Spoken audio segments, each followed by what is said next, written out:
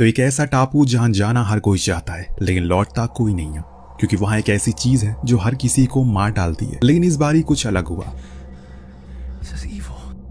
जब 5 दोस्त अपनी छुट्टियां मनाने के लिए गए, उनके साथ वो सब नहीं हुआ, बल्कि कुछ ऐसी चीजें हुई जो इससे पहले कभी नहीं हुई थी। एक लड़की जो किसी से डर कर भाग रही है, वो अभी से नहीं बल्कि लगता है कि कई दिनों से डर कर भाग रही है, पर उसे ज्यादा भागना नहीं पड़ेगा क्योंकि वो लोग उसे पकड़ लेते हैं। दरअसल ये पुलिस थी जिन्होंने उसे एक जुर्म के शिनाख्त के लिए पकड़ा था। ये जुर्म क्या है ये आपको कुछ देर में पता चल जाएगा। तो अब ये लोग उस लड़की को पकड़कर शहर ले आते हैं, जहां उसके साथ सवाल जवाब का सिलसिला शुरू होता है। पर ये लड़की तो एकदम चुप बैठी है। ऐसा लग रहा है मानो उसके साथ कुछ ऐसी घटनाएं हुई हैं जो अगर किसी को बता देगी तो कोई उसकी बातों पर यकीन नहीं करेगा। उसके इस हालात को देखकर वहां खड़ी एक लेडी ऑफिसर ने अपने साथियों से कहा, हमें उसे थोड़ा समय देना चाहिए, हो सकता है धीरे धीरे करके वो हमें सब कुछ बता दे, पर फिलहाल उसे अकेला छोड़ दो। उन्होंने उसकी बात को माना, उसे उसके घर भेज दिया। अब 1 दिन बीता, 2 दिन बीता, फिर 3 दिन भी। तब जाकर उस लड़की ने पुलिस को अपने घर बुलाया। वो सब कुछ बोलना शुरू जो वो सुनना चाहते थे।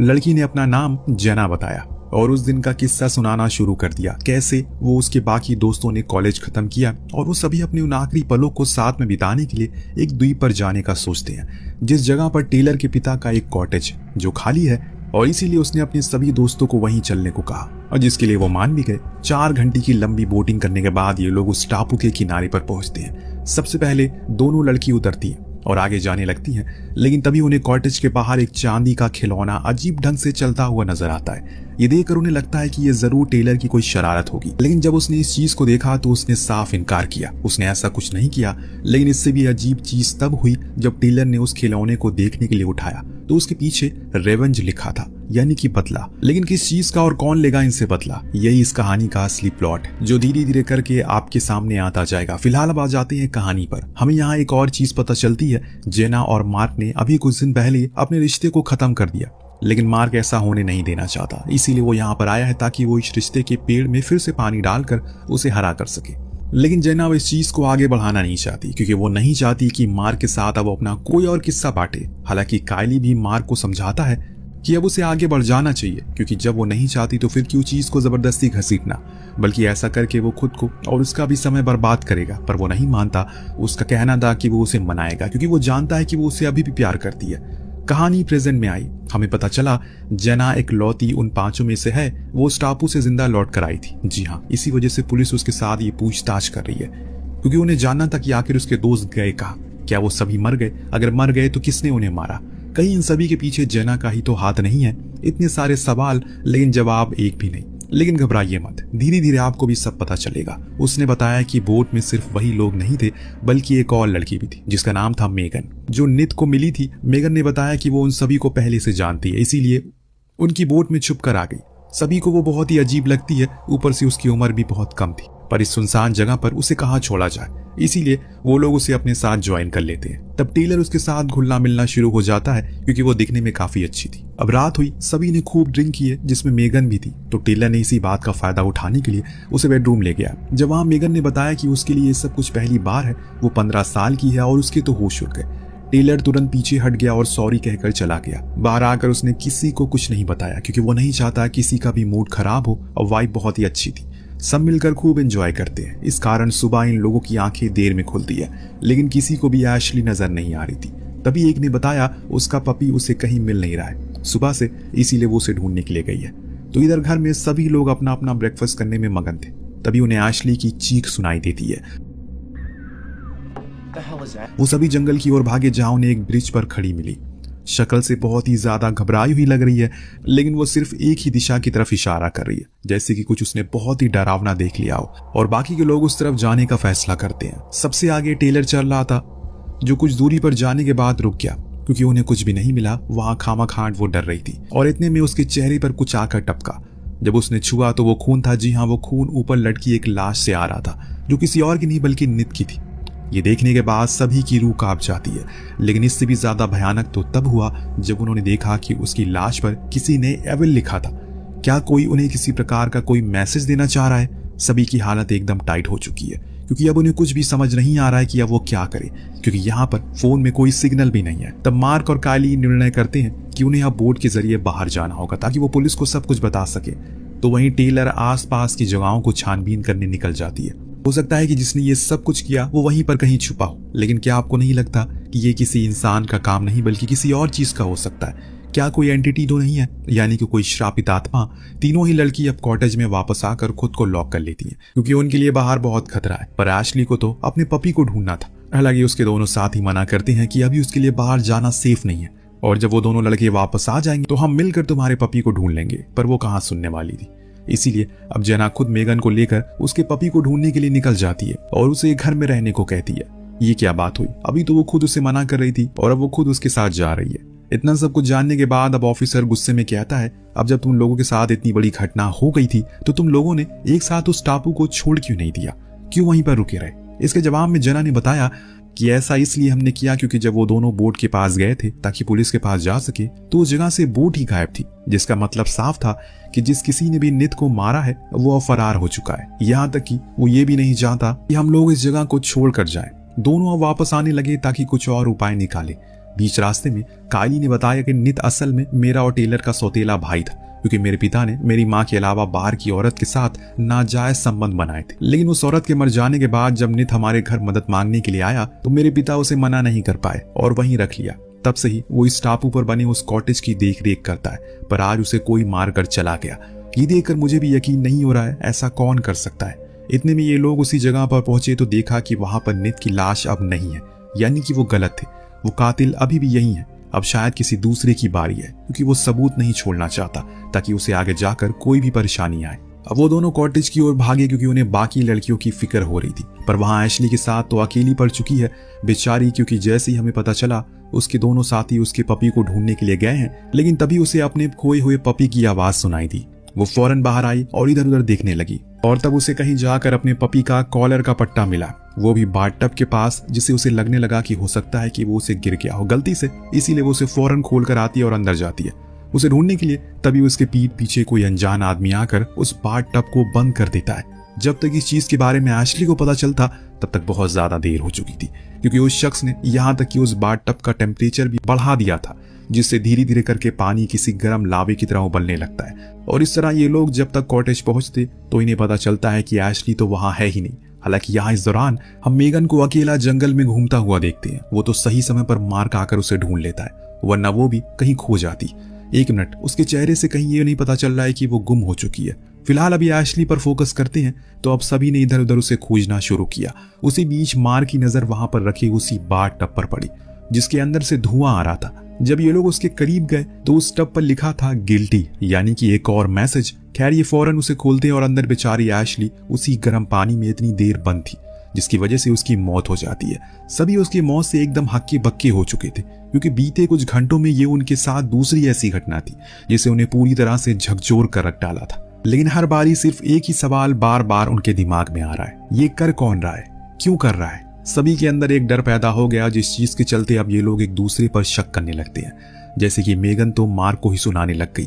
जब से वो यहाँ पर आई है उसे मार्क कुछ ठीक नहीं लग रहा है, जरूर उसी का काम होगा ये। पर टेलर उन सभी को शांत करता है, बताता है कि ये आइलैंड बहुत ही छोटा है, इसीलिए हमें एक साथ रहना होगा, वरना हो सकता है कि और कुछ घटनाएं हो जाए। अभी हमें सिर्फ एक चीज सोचनी है, कैसी भी करके इस जगह से बाहर निकला जाए। दोस्तों को उसकी कही बात समझ में आ गई, इसीलिए वो लोग अब दोबारा से कॉटेज में जाने लगे। लेकिन एक बारी फिर से वही चांदी का खिलौना कॉटेज के गेट पर घूमना शुरू करता है, जैसे कि मानो किसी ने उसकी चाबी को घुमाकर यहाँ पर दोबारा रख दिया हो।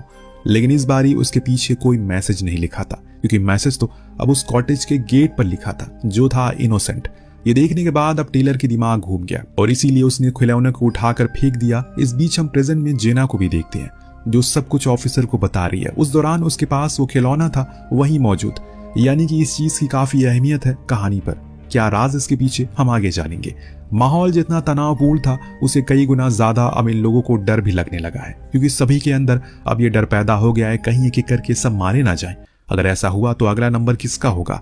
इतने में इनके पीछे एक लड़की की सिसक सिसक कर रोने की आवाज आई। ये सुन कायली फौरन उसकी तरफ जाने लगा, शायद वो मुसीबत में होगी। लेकिन जैसे ही वो आगे बढ़ा उसके पैर एक ट्रैप में फंस गया, जो शायद किसी जानवर को पकड़ने के लिए लगाया था। और उस दर्द भरी चीखें सुनकर सभी दोस्त फौरन उसके पास आए, उसे ट्रैप से आजाद करते हैं और उठाकर कॉटेज में लाते हैं, जहां वो लोग उसकी मरहम पट्टी करते हैं। फिलहाल के लिए इन लोगों ने उस जगह की सारी खिड़की दरवाजों को बंद कर दिया है, क्योंकि कब कहां से मौत आ जाए वो नहीं जानते। वेल सभी ने कायली को अंदर बेडरूम में आराम करने के लिए भेज दिया और खुद बाहर वो लोग हॉल में बैठे थे ताकि किसी भी तरह करके कोई मुसीबत आए तो वो झेल सके। इस दौरान हम देखते हैं कि जेना और मार्क के बीच थोड़ी बातचीत भी होने लगी है, क्योंकि ऐसे माहौल में उसे सिर्फ उसका ही साथ चाहिए जो उसके दुख का साथी बन सके। इतने में वहां की लाइट चली जाती है तो मेगन फौरन भागकर अंदर गई तो देखा कि वहां अब कायली नहीं है, मतलब साफ है अब उसका ही अगला नंबर है। इतने में सामने वाला पेड़ तेजी से जलना शुरू हो जाता है। उसी के पीछे से कोई इन पर तीर चला रहा था। हालांकि खिड़की बंद थी इसीलिए इन्हें कुछ नुकसान नहीं होता, लेकिन एक तीर जो उल्टे हुए आता और सीधा टेलर के पेट में घुस जाता है, क्योंकि वो खिड़की से नहीं बल्कि दूसरे रास्ते से आया था। और फिर अचानक से सब कुछ शांत हो गया, जैसे मानो कुछ हुआ ही ना हो। सुबह का उजाला हुआ, ये लोग बाहर आए, लेकिन अब कायली इनके साथ नहीं है। पर टेलर ठीक है, पर इनके सामने एक पहेली आ चुकी है जिसे सुलझाने पर हो सकता है कि इन्हें अपना दोस्त मिल जाए। सामने रखा एक वॉकी टॉकी जिसके अंदर से कायली की आवाज आ रही है जो दर्द से कर्रा रही है, पर वो कोई जवाब नहीं देता है। जेना ने नोटिस किया पीछे से पानी की आवाज आ रही है, हो सकता है कि वो डक पर होगा। ये फौरन उस तरफ भागे लेकिन वहां कोई नहीं था। तो जेना ने कहा अब हमें उस गुत्थी को सुलझाना होगा जो वो हमारे सामने बार बार ला रहा है। जरूर उस छोड़े गए संदेशों का कुछ मतलब होगा जिसे सुलझाने के बाद हमारे पास कुछ जवाब मिलेंगे। उसने एक एक करके जितनी भी चीजें उन्हें दिखी है सबको वहीं डक पर लिखना शुरू कर दिया। फिर उसमें से एक नाम बनाया जो था रिगिमा। ये सुनते ही टेलर के कान खड़े हो जाते हैं, क्योंकि इस नाम से उसे बहुत पुराना नाता है और काफी भयानक भी। अभी वो किसी को कुछ नहीं बताता, लेकिन सभी ने उसके चेहरे के हाव भाव को भांप लिया। उसे मजबूरन बताना पड़ा। असल में रिगिमा उसी की कलीग थी जो कि कुछ दिन पहले टाउन में आई थी। कोई भी उसके दोस्त वगैरह नहीं था, तो मैंने उससे दोस्ती की और एक दिन मेरे घर पर पार्टी की। तो उस दौरान उसने काफी ड्रिंक कर ली। हालांकि मैंने मना किया पर वो नहीं मानी। इसके बाद तो कुछ ऐसा हो गया जो हमने कभी नहीं सोचा था। मैं और कायली उसके साथ इंटीमेट हो गए। हालांकि इसके लिए वो राजी नहीं थी, पर वो नशे में थी और इसीलिए वो खुद को आजाद नहीं कर पाई। अब जब वो सुबह उठी तो उसे सब कुछ पता चल गया कि आखिर रात में क्या हुआ। इसीलिए अब वो पुलिस के पास जाने को कहने लगी। पर कायली ने उसकी कुछ फोटोज क्लिक कर ली थी रात में, जिसके जरिए वो उसे ब्लैकमेल करने लगती है और जो चीज रिगिमा को पसंद नहीं आई, इसीलिए उसका फोन छीनने की वो कोशिश करती है और इसी में उसका पैर स्लिप हो गया और जा गिरी एक चाकू पर, जिससे मौके पर ही उसने अपना दम तोड़ दिया। ये चीज हम दोनों को बहुत ज्यादा डरा देती है, क्योंकि अगर किसी को रिगिमा की लाश मिली तो हम खुद को बेगुनाह साबित नहीं कर पाएंगे किसी भी तरह करके, क्योंकि हमने उसके साथ जबरदस्ती की थी। इसीलिए हम दोनों भाइयों ने फैसला कर लिया इसे लाकर इसी आइलैंड पर दफन कर देते हैं ताकि किसी को पता ना लगे। लेकिन अब मुझे लगता है कि किसी को पता चल चुका है, इसीलिए वो ऐसा कर रहा है। और दोस्तों, जैसे कि मैंने आपको पहले बताया था, कहीं कोई स्पिरिचुअल एक्टिविटी तो नहीं है इस आइलैंड पर, यानी कि कोई सोल जिसे मुक्ति ना मिल सकी हो सकता है कि वही खुद के बदले के लिए इन सभी को अपना बदला बना रही हो। रिगिमा की आत्मा का काम हो सकता है ये। अब मेगन को ये लगता है वो इन लोगों के साथ भी नहीं थी, इसीलिए अब इनके साथ नहीं रहना चाहिए। इसीलिए वो कॉटेज में जाकर अकेले खुद को लॉक कर लेती है। बाकी के लोग ये डिसाइड करते हैं कि इन्हें रिगिमा की कब्र के पास जाना चाहिए जहां उसे दफन किया था। लेकिन जब ये वहां गए तो इन्हें कुछ ऐसा दिखा जो इनकी सोच से परे था।